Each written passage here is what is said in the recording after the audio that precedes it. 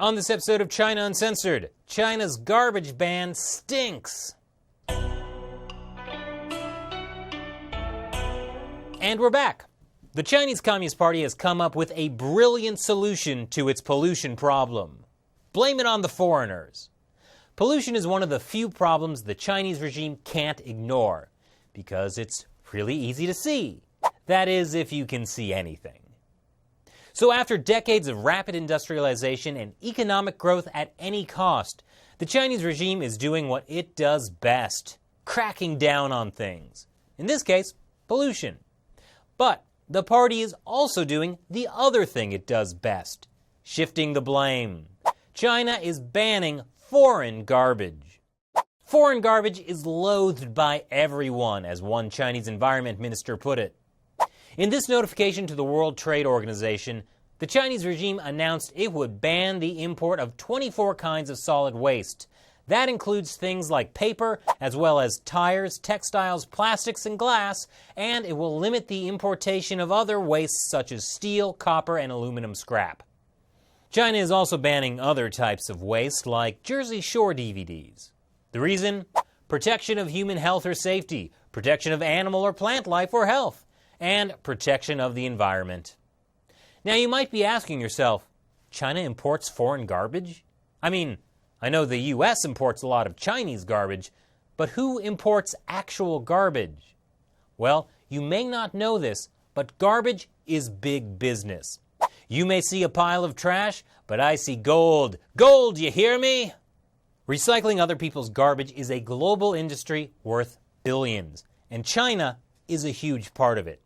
In 2016, China imported 45 million tons of scrap metal, waste paper, and plastic, together worth over $18 billion. And it's the United States that's sending China most of its garbage.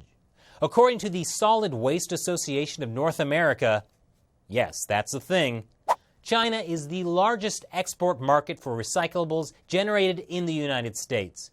They import about 13 million tons of paper and nearly 800,000 tons of plastic from the United States annually. And really, it creates this circle of life thing. China makes a lot of cheap goods. They're packed into cardboard boxes and sent to the United States, where they're briefly used and then thrown away. And all that waste ultimately makes a trip back to where it started, China, to be recycled. It's beautiful. But the benefits of recycling the world's garbage went way beyond money. 30 years of China's manufacturing boom was fueled by garbage. Garbage the Chinese regime encouraged the world to give to China. Take copper, for instance. It's essential to modern living. You can't transmit power or information without it. But why mine your own copper when the rest of the world is throwing theirs away? According to the book Junkyard Planet, in 2012, almost half of China's copper was made from recycled scrap, and 70% of that scrap came from the United States. Same goes for plastic and paper.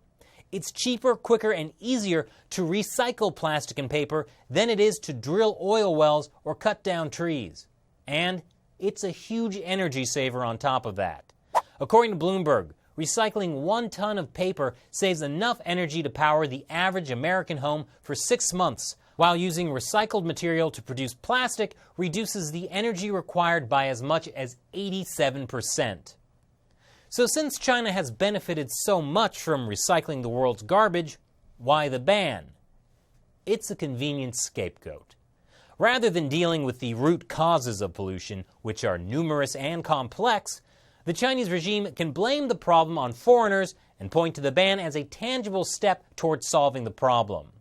The reality is, most of China's pollution problem comes from internal factors. While recycling foreign garbage has created a booming industry, it's not always run in the safest or most sanitary way. China's own recycling system is a mess. According to the World Bank, in 8 years, China will be throwing away 1.4 million tons of garbage a day, twice as much as the United States. Half of that will be burned. And according to an in-depth report by NPR, they're burning garbage the cheapest way possible, filling China's skies with an unknown amount of cancer-causing heavy metal and dioxin emissions. Rather than solving the environmental problems, this crackdown will actually worsen them, and do so at the expense of jobs and economic growth around the world. According to this study, 40,000 American jobs relied on the garbage and recycling industry, and in China, that number is multiples larger. The Chinese ban on foreign garbage, while giving the Communist Party something to boast about, actually hurts Chinese people and doesn't really do much to protect the environment.